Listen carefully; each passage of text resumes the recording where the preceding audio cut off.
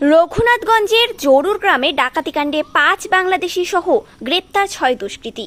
শনিবার সন্ধ্যায় রঘুনাথগঞ্জ থানায় সাংবাদিক সম্মেলন করেন জঙ্গিপুর জেলা পুলিশ সুপার আনন্দ রায়। সেখানেই তিনি জানান, শুক্রবার মধ্যরাতে রঘুনাথগঞ্জের জরুর গ্রামে একটি বাড়িতে ডাকাতি হয়। বাড়ির দরজা ভেঙে সোনা দানার বিভিন্ন গহনা সহ বহু টাকার সম্পত্তি লুটপাট করা হয়। বিষয়টি জানতে পেরেই তৎপর হয়ে ওঠে জঙ্গিপুর জেলা পুলিশ। তাতেই গ্রেপ্তার করা হয় 5 জন বাংলাদেশি এবং 1 জন ভারতীয়কে। তাদের কাছ থেকে বাজেয়াপ্ত করা হয় মোবাইল ডাকাতি করার সরঞ্জাম। দুষ্কৃতীরা বাংলাদেশ থেকে এসে বহরমপুরে একটি জায়গায় ভাড়া ছিল বলেই প্রাথমিকভাবে জানতে পেরেছে পুলিশ।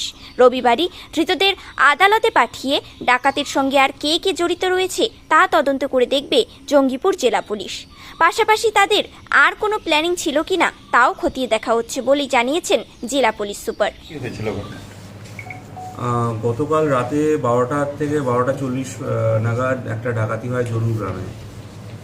তো কিছু অর্নামেন্টস 7.5 ভরি সোনা আর কিছু টাকা ওরা লুট করে নিয়ে যায়। প্রথমে ওরা দরজা ভাঙে, দরজা ভেঙে ওভার পাওয়ার করে, হাত পা বেঁধে লুটপাট করে নিয়ে চলে যায়। অ্যাকর্ডিংলি আমরা খবর পাই, তারপরে আমাদের ইনভেস্টিগেশন চালু হয়। 6 জনকে মোট অ্যারেস্ট করা হয়েছে, 5 জন বাংলাদেশি, 1 জন ইন্ডিয়ান। তো এরা কি ডেরা বেঁধেই এখানে ছিল? এরা বহরমপুরে একটা বাড়ি 2 দিন ধরে ভাড়া করে ছিল, এটা পাওয়া গেছে এখন প্রাইমারি ইনভেস্টিগেশনে।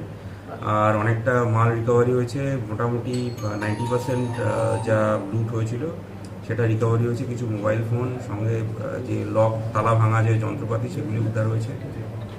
আপনার সামনে দেখতে পাচ্ছেন বাংলাদেশ থেকে এসে এখানে ডাকাতি করছে, এটাকে কিভাবে দেখছে? নতুন বেশ ব্যাপারটা, তাই নয়?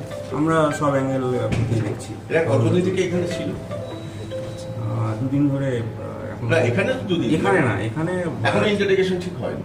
জঙ্গিপুরে ছিল না, ওরা বহরমপুরে লাস্ট 2 দিন ধরে ভাড়া ছিল এবং আরও থাকতো। আর কোথাও ক্রাইমের সঙ্গে যুক্ত আছে নিশ্চয়ই।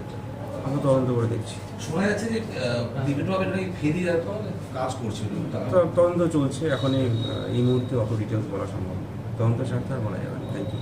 1 নম্বর ওয়ার্ডের রাধানগরেও 3 দিন আগে একটা দুঃসাহসিক চুরি হয়েছে, পুরো বাড়ি সাপ। আমি এটা ডাকাতির কথা বলছি। Thank you.